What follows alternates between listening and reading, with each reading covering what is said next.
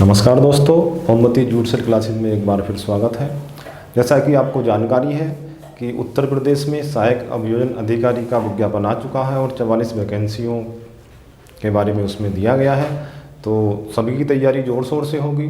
तो इस क्रम में देखिए, आईपीसी सभी लोग पढ़ते हैं, एविडेंस सभी पढ़ते हैं, लेकिन पुलिस एक्ट सामान्यतः नहीं पढ़ा जाता है। तो पुलिस एक्ट जो 1861 है उसके संबंध में हम बताएंगे आपको कि प्री में क्या क्या क्वेश्चन पूछा जाता है और कौन कौन सा क्वेश्चन इंपॉर्टेंट है। तो आज हम चर्चा करेंगे पुलिस एक्ट की, प्री पॉइंट से पुलिस एक्ट की चर्चा करेंगे और उसमें क्या क्या पूछा जा सकता है आपसे और क्या क्या पूछे जाने की संभावना है।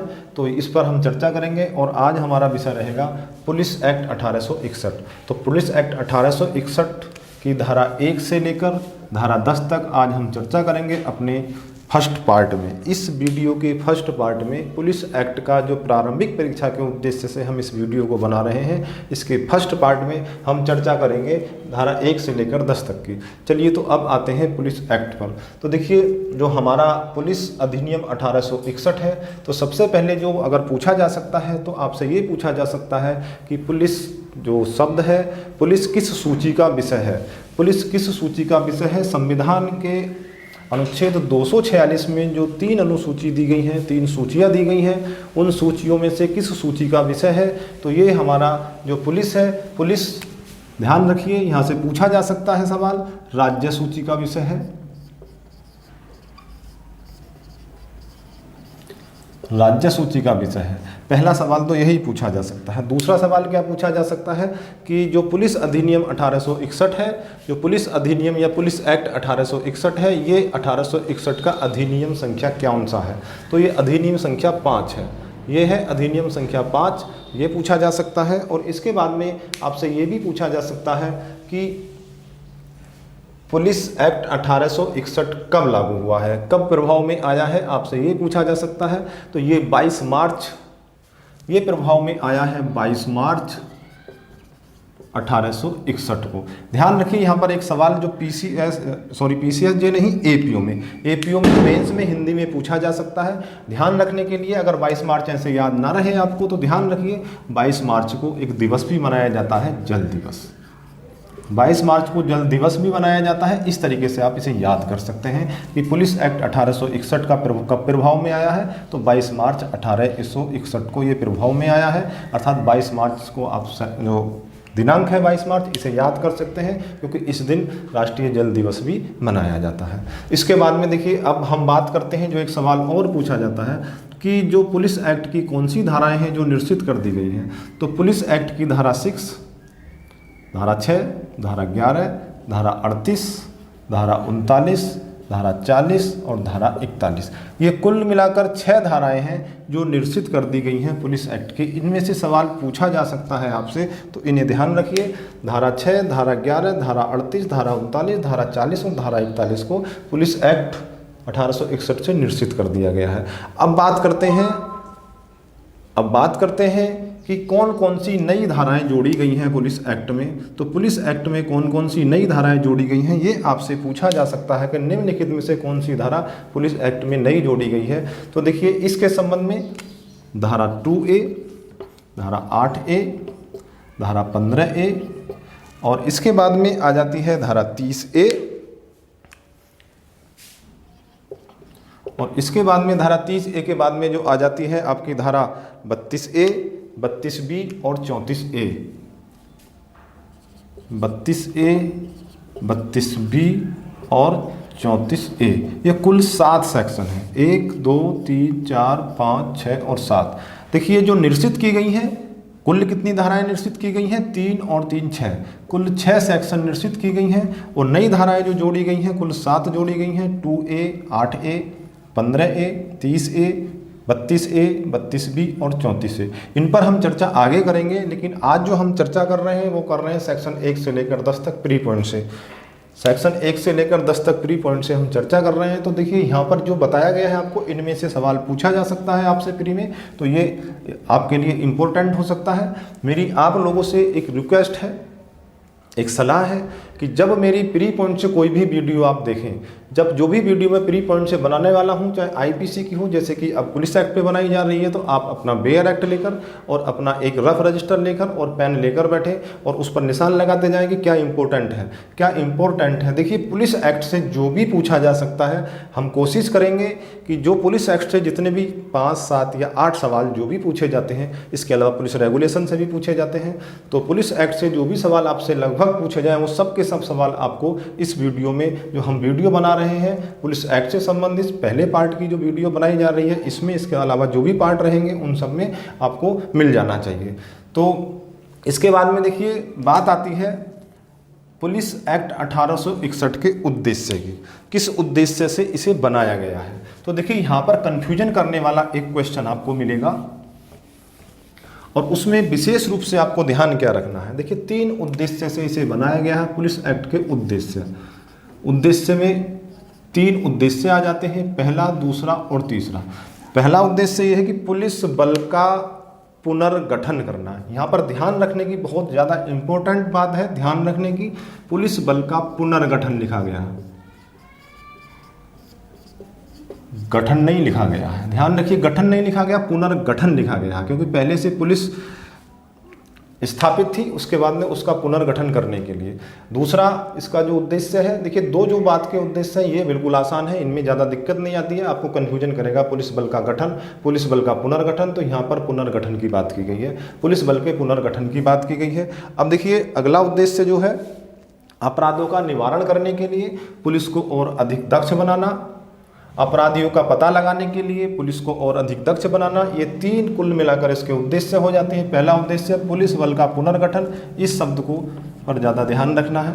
इसके बाद में दो उद्देश्य बताए गए हैं कि पुलिस अपराधियों का पता लगाने के लिए पुलिस बल को और अधिक दक्ष बनाना, अपराधों से निवारित करने के लिए पुलिस बल को और अधिक दक्ष बनाना, ये 3 उद्देश्य हो जाते हैं पुलिस अधिनियम 1861 के। इसके बाद में देखिए आ जाता है निर्वचन खंड। इसके बाद में आता है आपका निर्वचन खंड। निर्वचन खंड दिया गया है धारा 1 में, और धारा 1 में क्या बता दिया गया है निर्वचन खंड में। निर्वचन खंड में जो इम्पोर्टेंट है वो है जिले का मजिस्ट्रेट, संपत्ति, ढोर, ये जो चीज़ें हैं, ये चीज़ें इसमें इम्पोर्टेंट हैं। इसमें निर्वचन में जिले का मजिस्ट्रेट या जिला मजिस्ट्रेट जो जिले का प्रमुख है और वो कार्यपालिका प्रशासन का प्रमुख है जिले का, उसे जिला मजिस्ट्रेट कहा जाएगा। अब देखिए संपत्ति की बात आती है, संपत्ति को भी परिभाषित किया गया है इसमें। तो संपत्ति में आपको ध्यान रखना है, संपत्ति में यहाँ पे संपत्ति में क्या आता है, संपत्ति में ध्यान रखना चल संपत्ति आती है। यहाँ पर संपत्ति नहीं लिखा गया, चल संपत्ति लिखा गया है। धन आता है और मूल्यवान प्रतिभूति।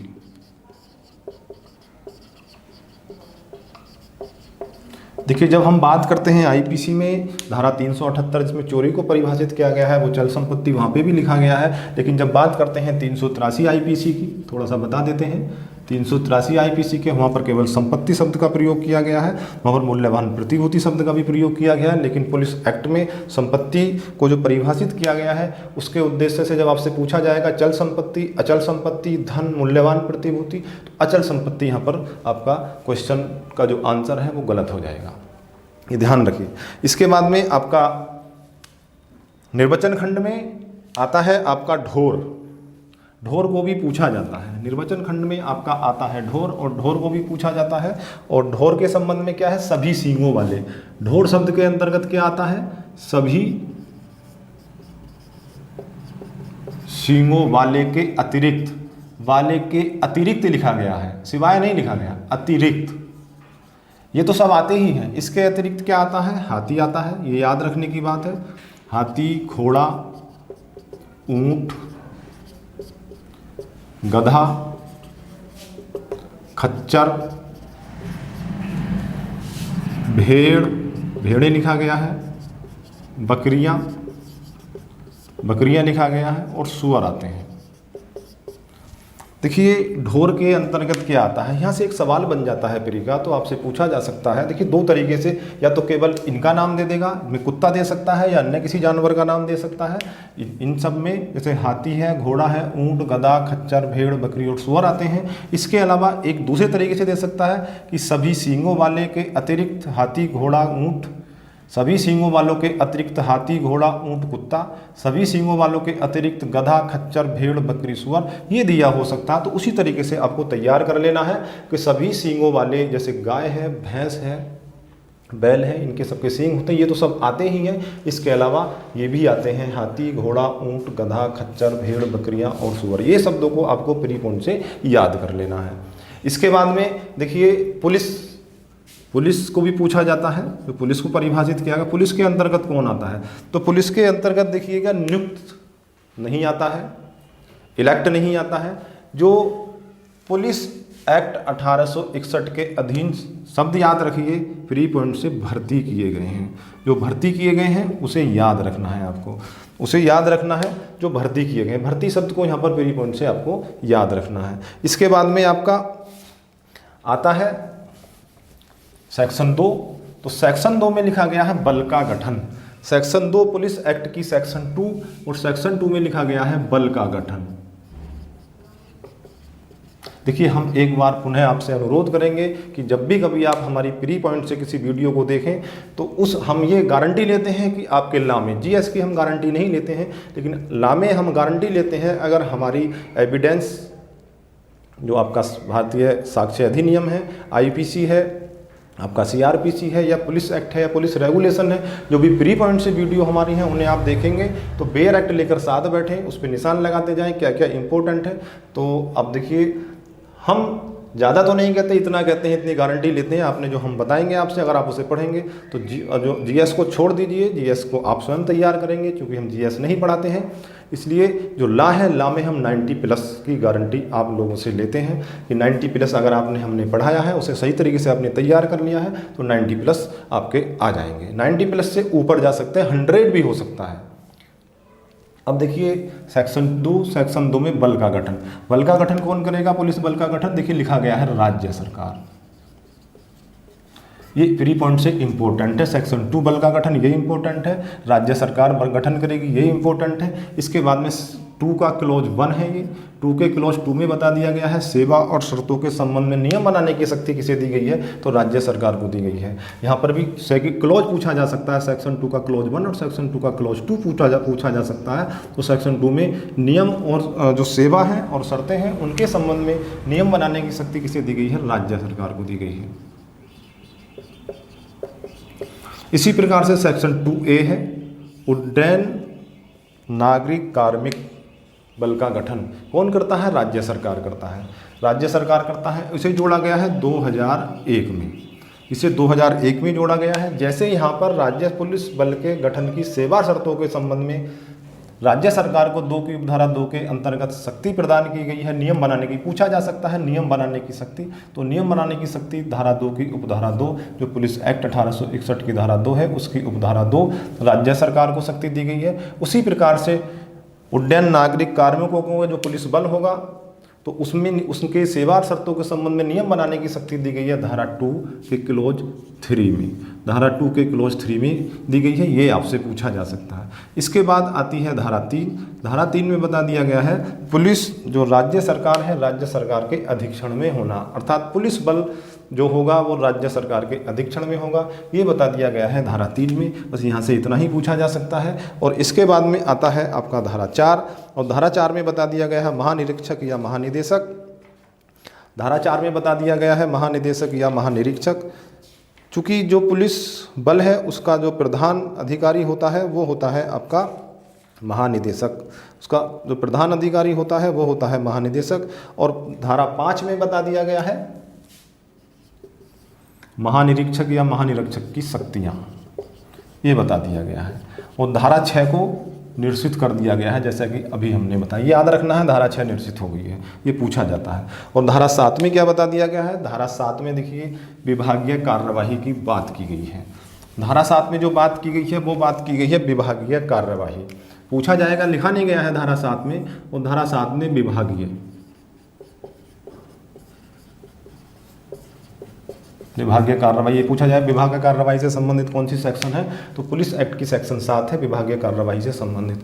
अगर देखिए इसमें जो उच्च अधिकारी हैं जैसे महानिदेशक, महानिरीक्षक, उप महानिरीक्षक, पुलिस अधीक्षक, ये अपने अधीनस्थ अधिकारियों को क्या कर सकते हैं, पदच्युत कर सकते हैं, पदावनत कर सकते हैं और निवृत्त कर सकते हैं। उसमें कुछ ऐसे शब्दों का प्रयोग किया गया और उन्हें दंड भी दे सकते हैं। उन्हें विभागीय कार्रवाई के अंतर्गत दंड भी दिया जा सकता है और उस दंड के बारे में 5 प्रकार के दंड बताए गए हैं। पहला बता दिया गया है आपका 1 माह तक का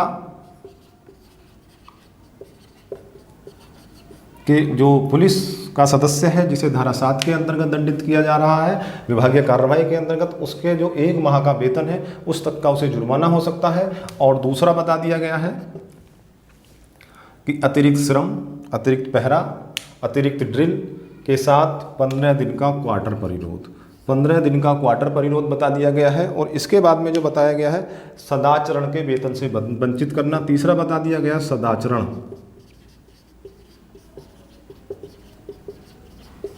वेतन से वंचित करना। ये प्री पॉइंट से सब जो बताए जा रहे हैं विभागीय कार्रवाई के अंतर्गत क्या दंड दिया जा सकता है, तो 1 माह तक के वेतन का जुर्माना, 15 दिन का क्वार्टर परिरोध, यहाँ 15 दिन आपको याद रखना है, यहाँ पर सदाचरण के वेतन से वंचित करना। और चौथा बता दिया गया है वेतन वृद्धि को रोकना। चौथा बता दिया गया है विशिष्ट या विशेष सेवा उपलब्धि का जो पद है उस पर रोक लगाना। और 5वां बता दिया गया है, देखिए 5वें में क्या बता दिया गया है, 5वां बाद में जोड़ा गया है और कब जोड़ा गया है ये भी आपसे पूछा जाता है। जो 5वां विभागीय कार्रवाई के अंतर्गत जो दंड दिया जाना है, 5वां दंड है उसे कब जोड़ा, 5वां जो है खंड है उसे कब जोड़ा गया है ये आपसे पूछा जाता है। तो ये 1944 में जोड़ा गया है और इसमें कब से प्रभावी है, 1/4/1944 से।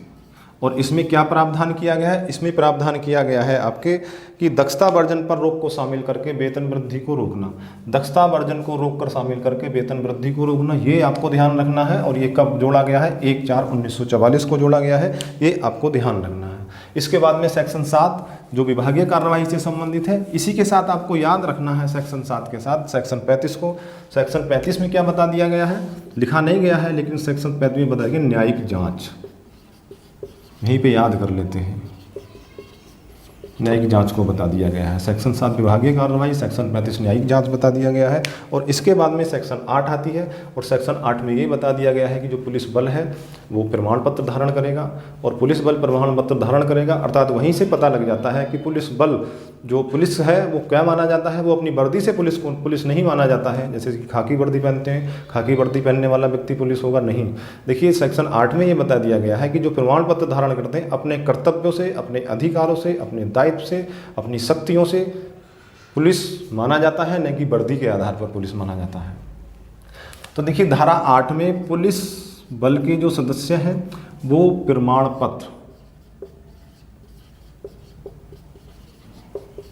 धारण करेंगे, ये आपसे पूछा जा सकता है। इसी के साथ एक सवाल और पूछा जा सकता है यहाँ से धारा 8 से।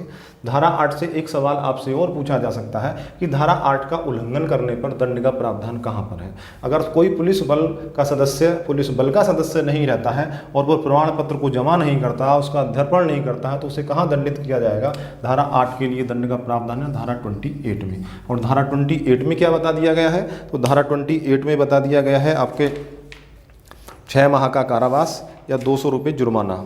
6 माह का कारावास या 200 रुपये का जुर्माने के दंड का प्रावधान बता दिया गया है।